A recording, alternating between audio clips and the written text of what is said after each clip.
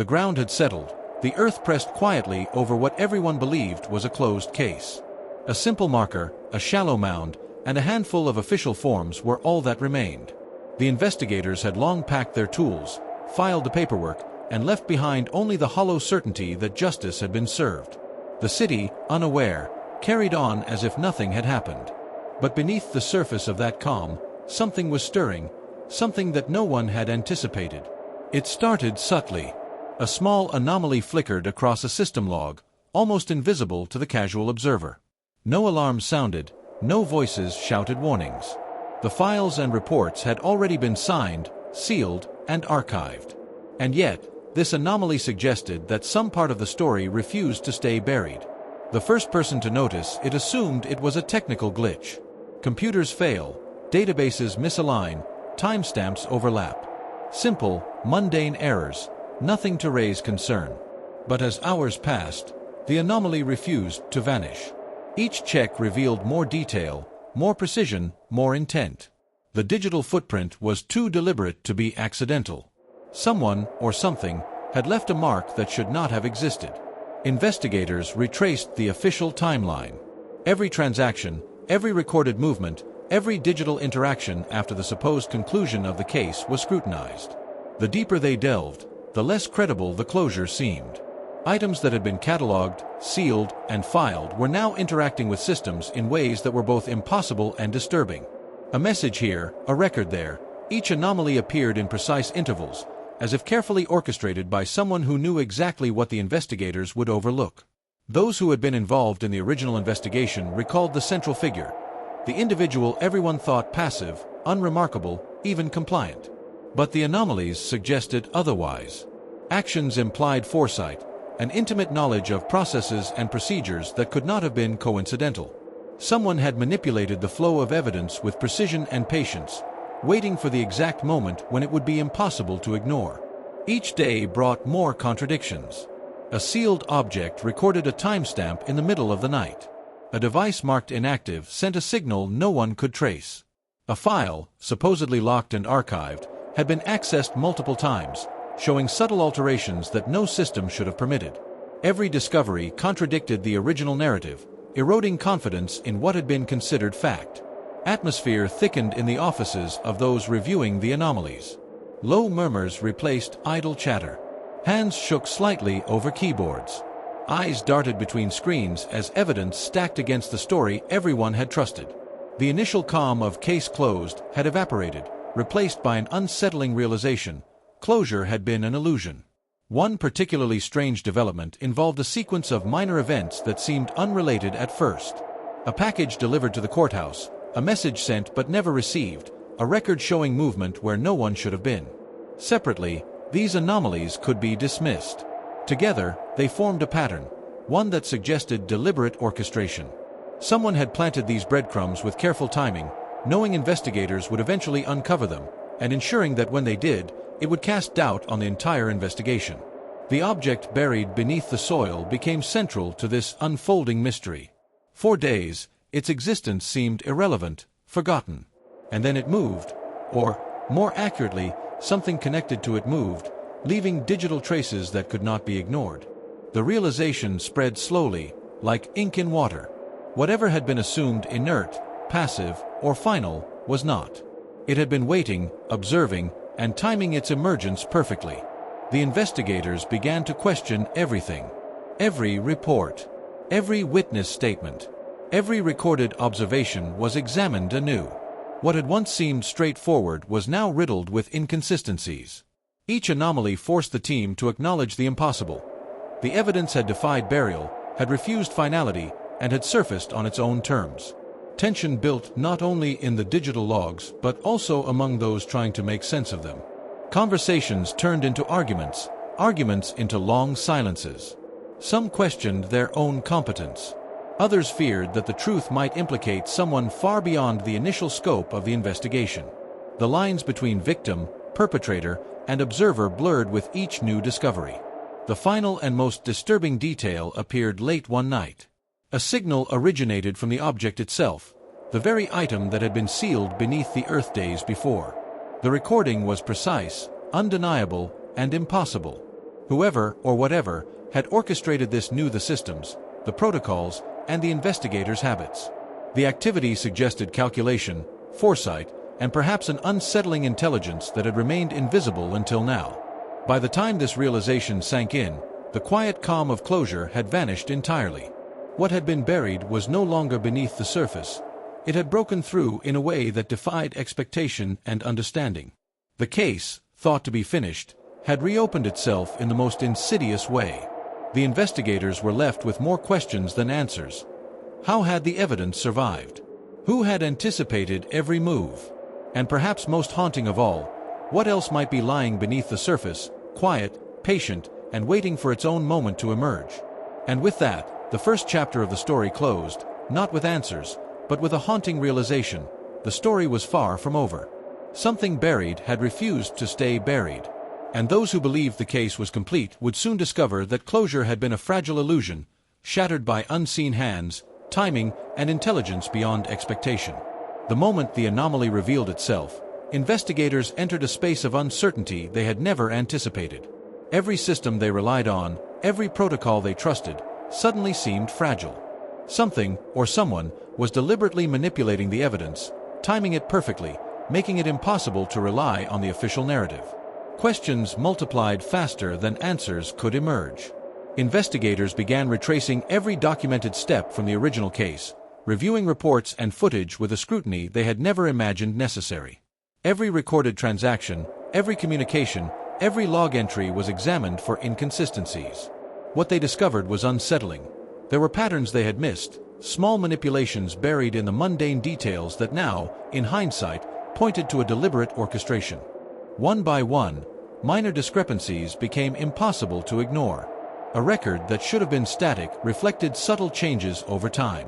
A piece of evidence marked sealed appeared as if it had been interacted with days after the burial. A timestamp contradicted both physical observations and recorded testimonies. Each anomaly suggested intelligence, foresight, and a patience that unnerved even the most experienced investigators. The central figure of the case, once thought passive and compliant, began to emerge indirectly through these anomalies. Not through direct actions or statements, but through patterns in data and behavior that hinted at awareness and deliberate manipulation. The individual had anticipated investigators' next moves, exploiting system flaws and human habits to remain invisible while shaping the narrative behind the scenes. Interviews with witnesses and colleagues revealed additional tension. Memories conflicted. Timelines clashed. Statements that had once seemed consistent now contained subtle contradictions, suggesting that the truth had been obscured from multiple perspectives. Some of these contradictions were minor, barely noticeable, but when viewed collectively, they painted a disturbing picture of orchestration and concealment. The team discovered that every time they believed they had accounted for an anomaly, another appeared, an echo of the original disturbance. A sealed file suddenly showed access at odd hours. A package logged as delivered had a new timestamp. A device believed inactive began registering activity. It became clear that the system itself was being leveraged to reveal information selectively, ensuring that investigators would only notice certain details at specific times. By the end of the first week of analysis, tension had escalated to near panic. Analysts were working in shifts around the clock, trying to trace patterns and map anomalies to real-world events. Each trace that surfaced after the burial contradicted previous conclusions, eroding confidence in the official closure. What had seemed simple now revealed layers of complexity that no one had foreseen. One particular sequence became the centerpiece of their investigation. A series of movements and digital footprints, seemingly mundane at first, began to form a map of intentional actions, calculated to be discovered only after the original conclusion of the case. Every detail was orchestrated to manipulate the investigators' perception, guiding them toward contradictions while concealing the broader picture. As they pieced together these movements, a chilling realization emerged. The central figure had anticipated the timing of every discovery. Not only had they hidden evidence, but they had engineered the revelation itself. Each anomaly had been strategically placed to appear in a sequence, ensuring maximum impact and forcing investigators to question every prior assumption. Tensions among the investigative team grew. Disagreements turned into heated arguments. Long-held beliefs about the integrity of the evidence were challenged. Some team members feared that the manipulation extended beyond their understanding, involving not just isolated errors but a network of deliberate concealments that could implicate others within the system. The anomalies weren't random. They were deliberate, precise, and calculated. And as the investigators dug deeper, the subtle implications became clear. What they had once considered a closed case was, in fact, an active puzzle. And the individual at the center, once thought absent or irrelevant, was now revealed as the orchestrator, guiding the unfolding drama from a position of unseen authority. Each new discovery deepened the unease. A minor detail, a timestamp, a relocated object, a misfiled message, added layers of complexity that could not be ignored. The narrative that had been accepted as truth crumbled with each revelation. The investigators realized they were no longer merely reviewing evidence. They were unraveling a carefully constructed illusion designed to hide the full scope of events until it was too late to ignore. By the second week, patterns began to emerge from the chaos. Analysts noted that each anomaly corresponded with procedures the investigators themselves had followed. The central figure had studied their methods, exploiting human and system vulnerabilities to control the timing and perception of discovery. Every interaction had been anticipated, every response calculated. The very structure of the investigation had been weaponized against them, turning their own assumptions into tools of manipulation. At the midpoint of the escalating investigation, one particularly unnerving sequence surfaced. A digital signal, originating from the buried object itself, had activated at precisely the moment investigators had reviewed a critical file. It was as though the evidence was aware of their attention, responding not with randomness, but with an understanding of their process. The line between reality and manipulation blurred. What had been buried was no longer just evidence. It was an active participant in the investigation, forcing those who reviewed it to confront uncomfortable truths about their assumptions, methods, and the case itself. The investigative team was forced to confront a simple, terrifying reality. They were not merely uncovering anomalies. They were participants in a deliberate orchestration. Each move, each discovery, each new piece of evidence had been timed to erode confidence, force doubt, and reveal the orchestrator's control. By the close of Part 2, the investigators faced a monumental question. How much of what they believed was true, and how much had been engineered to mislead? The carefully buried evidence had resurfaced in a sequence so deliberate, so precise, that it challenged the very notion of closure. And as they stared at the digital logs, timestamps, and manipulated files, the unsettling realization took hold. Someone had been guiding the story from behind the scenes, and the case was far from over. The stage was now set for the final revelations, where the hidden truth would surface, consequences would unfold, and the full scope of the manipulation would be revealed. And with each passing moment, it became increasingly clear. The story, far from being resolved, was only growing darker, more complex, and more disturbing. The anomalies, the contradictions, the impossible signals, they all converged into a single, undeniable truth. The evidence that had refused to stay buried did so not by chance, not by error, but by design. Every irregularity, every carefully timed digital trace, every subtle manipulation of files and devices had been orchestrated by someone with intimate knowledge of both the case and the system itself. The central figure, once considered passive and almost irrelevant, had been silently orchestrating events, controlling the narrative from the shadows. Investigators spent days piecing together the timeline of the manipulation. Every timestamp, every sequence, every minor irregularity revealed a pattern of extraordinary precision. It was as though the buried evidence itself had been waiting for the right moment to surface, timed to coincide with every key review and every step the investigators would take. This was not just oversight, it was strategy. Someone had anticipated every move, every procedure, every method the authorities used, and had engineered a way to expose the truth at the perfect moment. The discovery was staggering. Physical items that had been buried showed signs of interaction only after investigators had examined related files. Digital devices recorded activity despite being catalogued as inactive. Communications that should never have existed were traced to precise timestamps after the supposed closure of the case. It was meticulous, deliberate, and methodical. And it was almost impossible to separate intentional design from sheer patience. The revelation forced an internal reckoning. Policies that had been assumed airtight were scrutinized and found vulnerable. Those responsible for oversight were questioned, reprimanded, and in some cases removed from their positions. Some investigators were relieved that the manipulation had been uncovered. Others were broken by the implication that their assumptions, their methods, and their conclusions had all been anticipated and used against them. Careers shifted, reputations were fractured, and the system itself was exposed as fallible. Yet even as these consequences unfolded, there was no sense of clean resolution. The central figure had executed a strategy that left no easy answers. Justice was not served in a simple or satisfying way. Some received accountability, others faced consequences only partially related to their actions. The system had corrected itself in some areas, but in others, it had been exposed as vulnerable, fragile, and easily manipulated. The truth was complex, uncomfortable, and far from comforting. Beyond the procedural and institutional consequences, there were personal ones. The investigators who had tracked the anomalies felt a mix of awe and unease. They were confronted with the limits of their perception and the patience of the orchestrator. Each of them grappled with a simple, haunting realization. They had been participants in a game they barely understood, their assumptions carefully exploited, their sense of closure deliberately undermined. The central figure's foresight was extraordinary.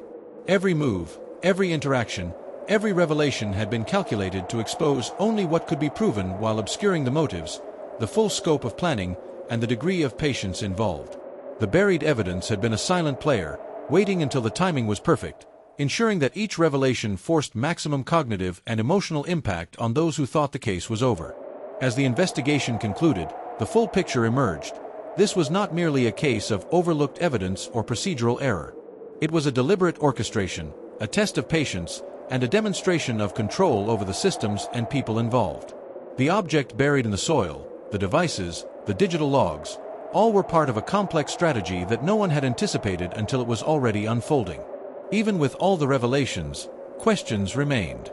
How many other cases, thought closed and final, contained hidden truths, waiting for the right conditions to surface? How often had assumptions blinded investigators, leaving manipulation undetected for months or years? The story had exposed the fragility of what had been considered secure, and it forced a confrontation with uncomfortable realities about oversight, control, and human error. The final consequence, perhaps the most profound, was psychological. Those who had followed the anomalies and uncovered the orchestration were left with lingering unease. They had seen firsthand how closure could be an illusion, how evidence could be manipulated, and how control could remain hidden until it was too late to ignore. Each of them carried the knowledge that the world was not as stable or predictable as they had assumed. And when the files were finally archived, the systems checked and rechecked, and the institutional reforms implemented, one last truth lingered: the buried evidence had waited. It had been patient, silent, and precise. It had outlasted the assumptions, the reports, the investigators, and the system itself. And somewhere, in the quiet spaces between procedures, one question remained, unanswered, unsettling. How many other truths, carefully concealed and quietly waiting, might still be buried beneath the surface, waiting for the right moment to make themselves known? The case, officially closed, had left its mark not only on the system and the investigators, but on everyone who came to understand that the truth could be patient, deliberate, and unstoppable. And sometimes, no matter how carefully something is buried, it refuses to stay hidden.